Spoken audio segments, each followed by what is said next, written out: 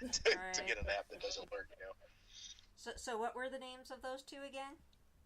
The Spiritus Ghost Box, and then the next one is Echo Box.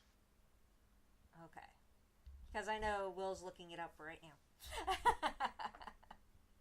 We have They're some very good.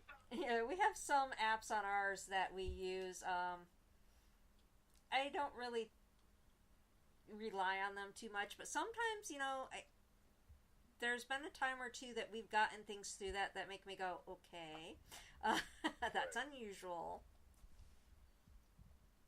Yeah, there's been a few, that they it would just be, every once in a while. Just I think it was just a coincidence. Hmm. But these two, I mean, they're hammering probably 90% of the time, right? Hitting the nail on the head. With names. It says my name. It said my full name before. Like it would say Stephen Doogie McDougal. And I'm like, okay, there's no way. I know at Hillsbar Dam, there was a whole group with me that experienced that. It said my full name through the Spiritus Ghost Box, and I'd never experienced that before. So it's it says some very crazy and relevant things. All right. Yeah, we have people looking them up now, so Okay. you should be a sponsor for them apparently, because now people are looking them up. Oh yeah, yeah. They definitely. We put it out there. Of course, I think we used the Spiritus Ghost Box on Haunted Live. That we were getting the stuff about the little girl up in the room, and it's amazing what those two apps have come through with. I mean, we do experiments with them. Isolation sessions with them, and I don't know. That's the two that I put all of my energy into when I use them. Yeah, that's cool. Like, Yeah, there's a lot of apps out there that are oh, a just ton. they're just for fun. Yeah. Oh yeah, Yeah, we do, because we own the Tucson Ghost Company, so we do tours and, paranormal investigating and all that stuff. And we try to educate people, when they do these things, of course. But it's so funny because we want them to have some fun, too. And you'll see them right. get out their little ghost apps that are supposed to, locate, where the ghosts are. And I just watch and kind of Yeah, go, okay, that's an interesting app. yeah. Well, I think some people, they want to have fun with it, and I don't want to be the one to tell them, be like, yeah, that pretty much isn't working. So, I mean, when they come to events and things, I give them my 2 cents on things, and then, like I say, I let everybody, do their own thing, like the Ghost Tracker app and all that kind of stuff. Yeah. I think that's mostly for fun. I've never been able to pinpoint a ghost with one. Right. I've been able to figure out about where that dot is, and usually it's right when I'm stepping in the pile of dog poo. But so maybe it does work. Maybe the ghost is luring me in to get the poo on my shoe. I don't know. You never know. They can't leave it on the doorstep anymore. So Yeah, they can't leave it on the doorstep and light it on fire. So So they got to lead you to it. over here now. Come on, couple more yeah, come on steps, over here. and squish. You're good. Smell you Wow. later. All right, so you want to ask this one from Raina, and then I'll ask the one from Mela. All right. So Raina says, "How about some of the apparatuses they've built for Wraith Chasers show? Which did you find the most helpful?"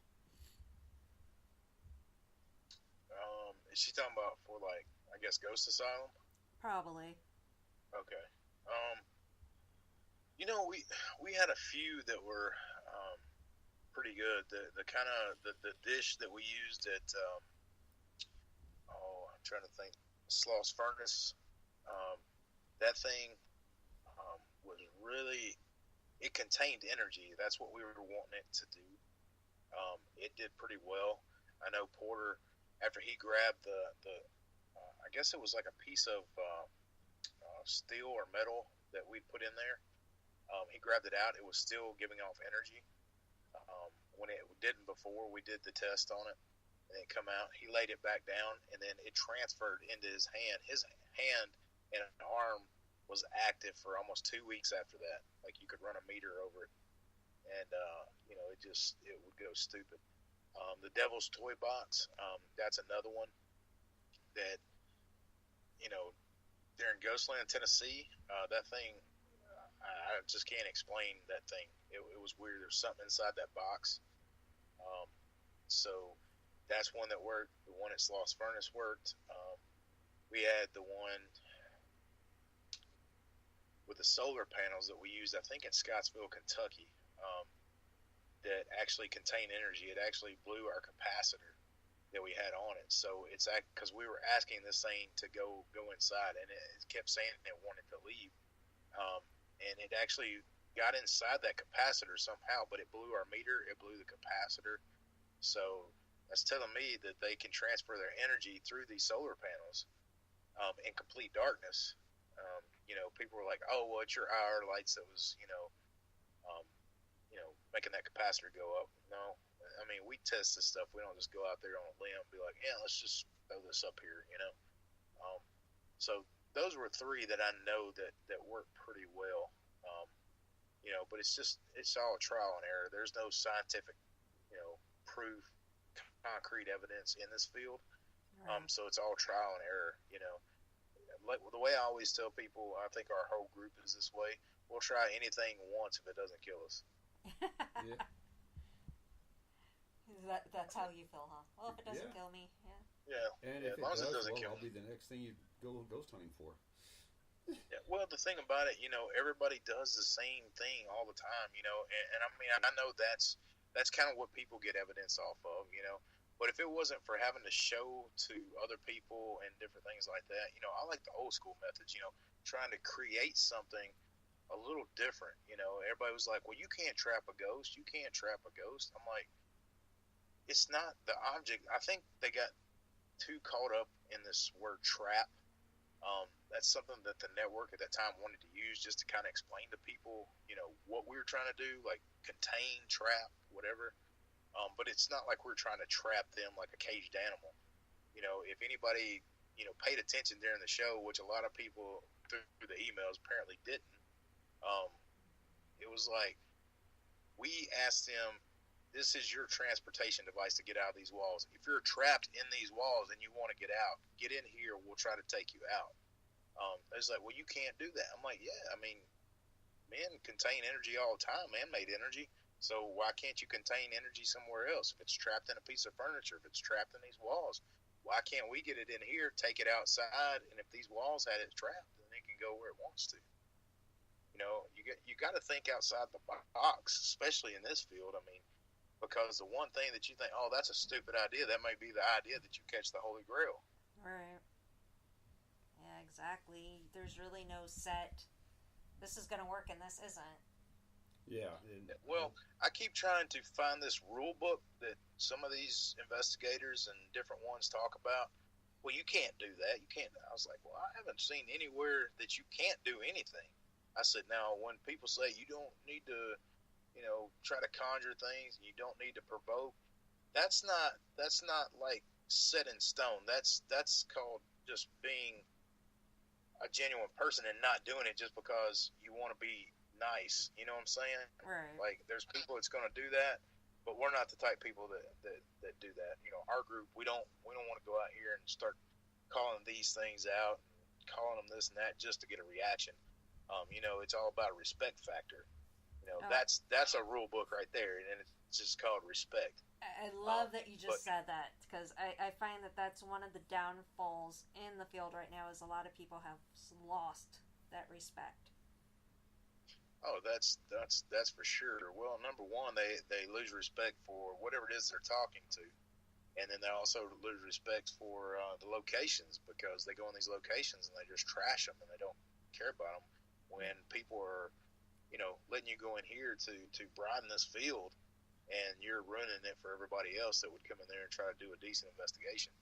Yeah, exactly. So I love you for putting that in there, because that is something that I think really doesn't get talked about enough anymore, is the respect of everything. Well, that's a generation thing that just It's Oh, everyday life now. I Yeah. completely agree with that. It's I mean, sad. It's scary. as, But as, our as next we question say, is on our website, respect, detect, and collect. Absolutely. yeah. I'm like, we could just have a whole show about respect, but Oh yeah. That would just a show. okay, a whole series. Um, but our next question is if you've experienced any other type of paranormal things, so such as like UFO, Bigfoot, anything like that. I have never run up on a Bigfoot. If I do, I hope I have my depends on because I'm pretty much for sure what's going to happen. Um, Now, UFO, yes, there's been a couple things that I've seen in the sky over my years, probably maybe twice. That I couldn't explain it. It was one of the weirdest things I ever seen. Now I'm not saying it's aliens. This is exactly what it's called, a UFO, unidentified flying object. Um, you know, I don't know what it was. It was very strange. It could have been something the military had, because there's a military base really close, pretty close to where I live. But I have experienced that, but I have not seen an alien. I haven't seen anything of that kind of sort of thing. Unless what we're dealing with is aliens out here, in the spiritual world, which may be a interdimensional being. I don't know. It's another possibility or theory. Oh, that could have been Bigfoot getting away in his rocket ship. Or that, or that had the hatchback letting his hair blow in the wind. Reminds me of Harry and the Hendersons. How funny. And I think, to some points it could all be connected. I mean, maybe some of the things we are talking to aren't, anything but the other dimension aliens or something. You never know. It's a theory that's out there. Yeah. That is very true. I mean, I know there's a lot of studies, on third dimension, interdimensional beings. There's a lot of stuff which that goes way over my brain level. Sometimes I've read a lot of this stuff, and by the time I get done, I'm like, this is really interesting. What the hell did I just read? Yeah. Like what just happened? So give yourself a headache. Oh yeah, that's for sure. Because you're like I try to figure out all that scientific talk sometimes, and it just smoke starts kind of billowing out of my ears. It's like you're understanding what it is, and then you're going back and thinking about going, what?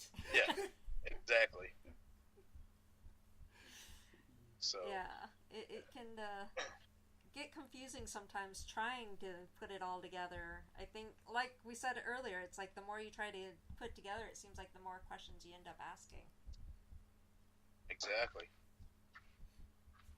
That's why we should, try to help each other out. Maybe we wouldn't give each other headaches as much. That's true. That's always going to happen. The paranormal field worked, but I mean, you look at the world around us. Nobody wants to really help anybody anymore. It's always, what's going to benefit me, and that's the reason why I think the world's in such a mess now, because it's too much me instead of trying to figure the whole scheme out. Oh yes, couldn't agree more. You go out your door anymore, and it's like there's just so much rudeness instead of good things happening. Oh no! I wish the whole world was like Mayberry from Andy Griffith. Oh yeah, that would be so much better. nicer. Oh yeah. The Yeah, only thing you had to worry about was the drunk guy that comes in and locks his own self up at night.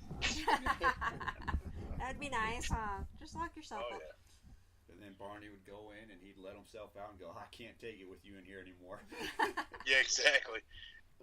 If all of our cops could just walk around with one bullet. Yeah. Oh my gosh. Yeah, those days are long, long, long gone. Oh yeah. It's a different time. That's for sure.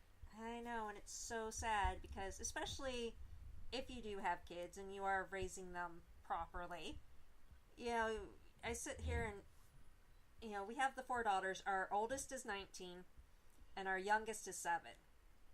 And I'm sitting here and I'm thinking, this is the world that they're living in. They honestly